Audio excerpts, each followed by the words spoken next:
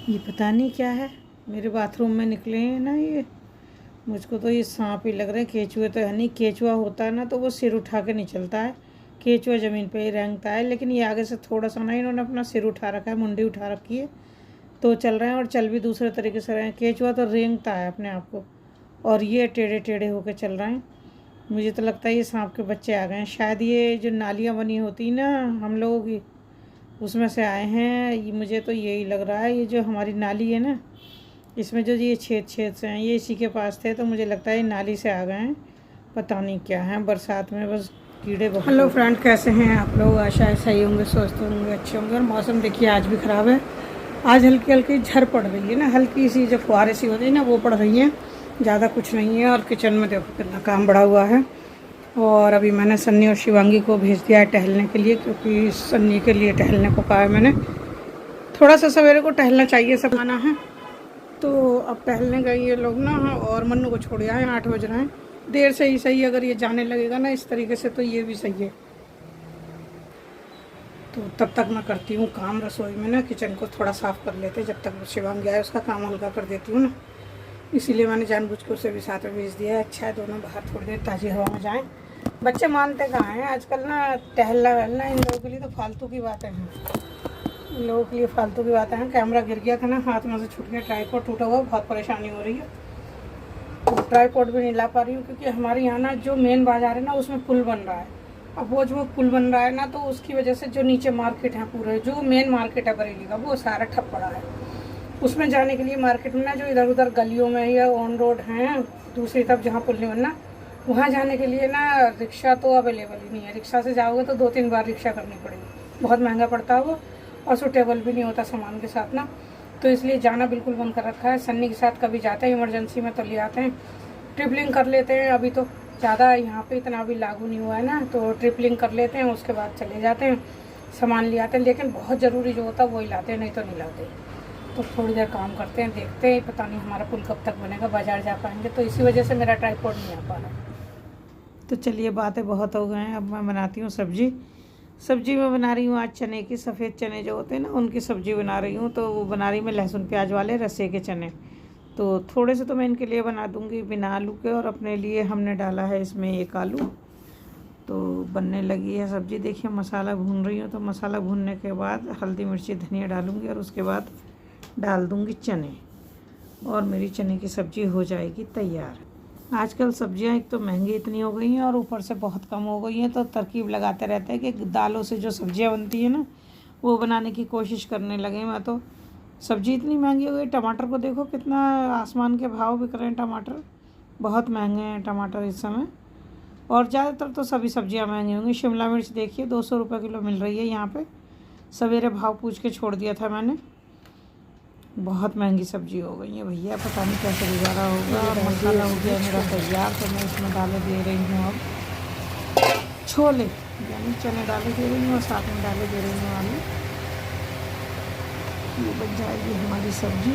और ये चावलों के साथ और पूड़ी के साथ बहुत अच्छी लगती है, लेकिन पूड़ी आजकल छोड़ रखी है। तो देखो कैसे खाएंगे चने, हम चावल से खाएंगे। उससे बन गए हैं चने, और ये बिना आलू के हैं ये, और वो दूसरे वाले हमारे जो हैं वो आलू के हैं। इनको शुगर है तो ये आलू नहीं खाते हैं, हमारे ये आलू के।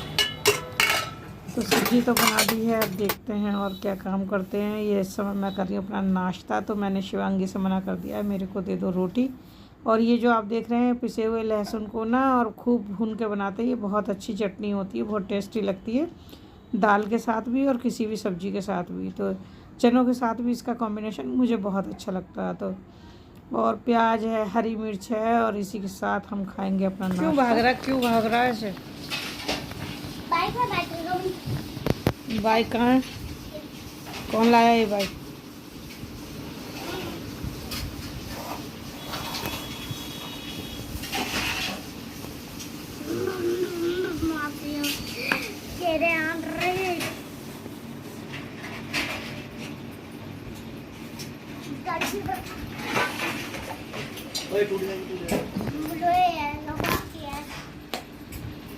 टूट रही है, टूट जाएगी तो दिलाने का नहीं, बस पहले बता रही हूँ।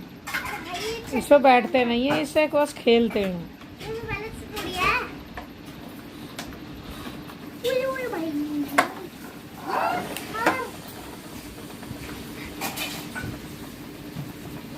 बैठता नहीं है चैन से।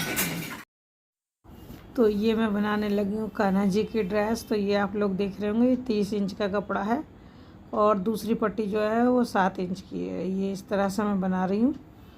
तो ये मैंने डबल कर रखा है ना, जो आपको छोटा बड़ा वाला कपड़ा दिख रहा होगा। और ये पट्टी है, ये है 8-9 इंच की तकरीबन। इसे तो अपनी मर्ज़ी से रख सकते हैं।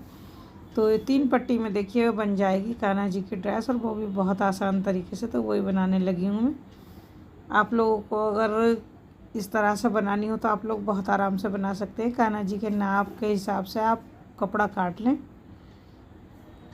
जितने में उनकी फ़्रॉक अच्छी लगे या उनकी ड्रेस अच्छी लगे उसी हिसाब से आप अपने कपड़े को रख लें। और फिर इस तरह से देखिए पट्टी ले लें और फिर उसमें आप घूम डाल के और बहुत अच्छे तरीके से बना सकते हैं ड्रेस।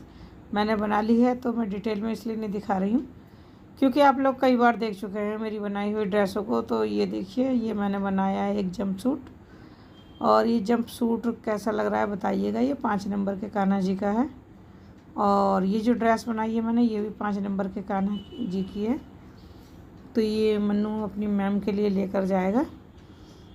मन्नू कह रहा है गिफ्ट करने को उन्हें, तो ये मैंने उनके लिए बनाई है। पता नहीं, वैसे तो मैंने कोशिश की है उनके कान्हा जी के आ जाए, आती है नहीं आती है तो कल पता चलेगा। आज मैंने इनको रेडी कर लिया है। और ये देखिए, ये इस तरह से होता है। ये पट्टी जो होती है ना, इसको आप छोटा बड़ा भी कर सकते हैं।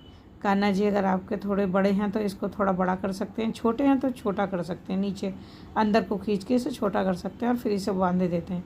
ये एक सीधी पट्टी होती है जिसमें हमने ना ये घूम बना के और इसमें नेफा लगा लिया है। यानी ये देखिए, ये इसकी पैंटी है। पैंटी मैंने इसी में अटैच नहीं किया, अलग से बनाई है।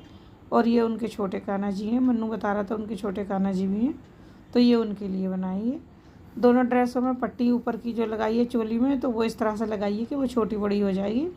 और मैं खोल कर दिखाऊंगी अगर आप लोगों को, तो वीडियो बहुत लंबा हो जाएगा। तो ये खुल जाती है पीछे से ना, मैंने बांध रखी है इस समय, डोरियाँ बांधी हुई हैं। और चलो मैं आप लोगों को अच्छा खोल के दिखा देती हूँ कि ये कैसे बनती है। तो ये देखिए, इस तरह से बनती है। इस तरह से घूम भर लेते हैं पट्टी में और फिर इसको अटैच कर लेते हैं एक और पट्टी में, और ऊपर से ये वाली पट्टी लगा देते हैं। इसे आप छोटा बड़ा भी कर सकते हैं और बहुत ही आसानी से बन जाती है। जिन्हें नहीं आती उनसे ही बन जाती है। और ये मैं एक हाथ से पकड़ कर दिखा रही हूँ ना, तो ये पीछे का भाग बचा हुआ है। दोनों हाथ से करती तो ये ऐसे गोल हो जाती। इस तरह से बन जाती है। अगर आप लोगों को अच्छी लग रही है तो बताइएगा कैसी लगी ये ड्रेस मेरी। तो शिवांगी को ये जंप सूट बहुत ज़्यादा पसंद आया है। बाकी मैं फिर और बनाऊंगी तब दिखाऊंगी आप लोगों को। तो आज मैं आपसे कुछ बताने वाली हूँ। तो आप लोग बताइएगा कि सही है या गलत है। पहले मैं बैठ जाती हूँ। इस समय ये सब लोग गए हैं तो मैंने सोचा मैं वो अपनी वीडियो को एडिट कर दूँ। सब अपने अपने कमरे में हैं और मैं आ गई हूँ अपनी वीडियो को एडिट करने के लिए, आप लोगों से बात करने के लिए। तो मैं ये कह रही थी कि आप ये बताओ, अगर कोई अकेला है और उसका जीवन साथी नहीं है ना, जीवन साथी नहीं है और वो अकेला है, तो क्या उसे हक नहीं है ज़िंदगी जीने का? पूरा हक है ना।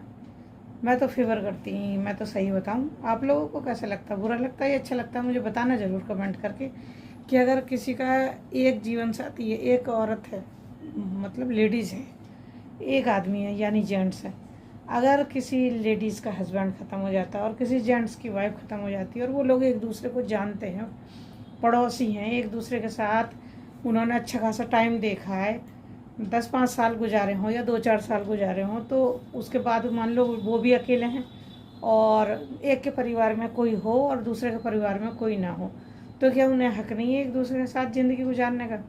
मेरे ख्याल से तो पूरा हक है। मैं तो यही कहूँगी कि उन लोगों को अपनी ज़िंदगी एक साथ गुजारने का पूरा हक है। और मैंने फेवर किया है। तो एक कपल हैं जिनकी ये समस्या है, वो बहुत परेशान थे, लेकिन मैंने उनसे कहा कि नहीं, आप लोग ऐसा ना करो, आप लोग आपस में शादी कर लो। अड़ोसी पड़ोसी थे वो, लेकिन अब उनकी ज़िंदगी में, लेडीज़ की ज़िंदगी में तो कोई है ही नहीं। जेंट्स के जो हैं बच्चे हैं 1-2, लेकिन वो सब बाहर हैं, कोई उनके पास नहीं रहते। वो भी अकेले रहते हैं और वो भी अकेली रहती हैं। और आस पास में ही मकान है दोनों का, पास में, जैसे अड़ोसी पड़ोसी होते हैं ना, इस टाइप से, इधर का इनका उधर का उनका, इस तरह से रहते हैं, इस तरह से मकान है। तो मैंने ये कहा कि आप लोग ना शादी कर लो, चक्कर में मत पड़ो। क्योंकि जो वो भाई साहब हैं उन्होंने इस तरह का प्रस्ताव रखा था कि चलो हम लोग शादी कर लेते हैं एक साथ, उन्हें खाने पीने की भी आरामी है और वो जो है वो अकेली हैं, उनके पास कोई है नहीं, कोई दुख तकलीफ़ हो या रात बिरात उनकी हारी बीमारी हो जाए, कोई परेशानी हो जाए, तो उनके पास कोई नहीं है। तो इसलिए वो भी ये चाहती थी कि हाँ चलो ये भी सही है, लेकिन वो ज़माने से डरती थी। मैंने कहा इतना मत डरो, आप लोग आपस में शादी कर लो मंदिर में जाके।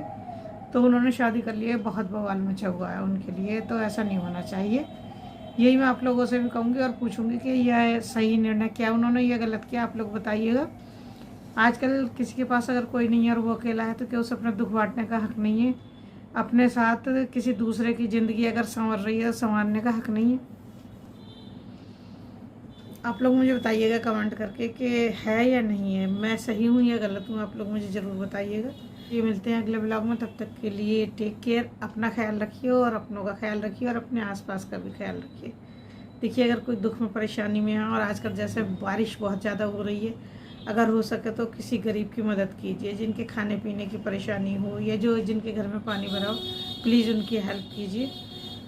तो आप लोग मुझसे पूछेंगे तो मैं भी बताऊंगी मैंने किसी की हेल्प की या नहीं की। तो चलिए मिलते हैं अगले ब्लॉग में, तब तक के लिए टेक केयर, अपना ख्याल रखिए, अपनों का ख्याल रखिए।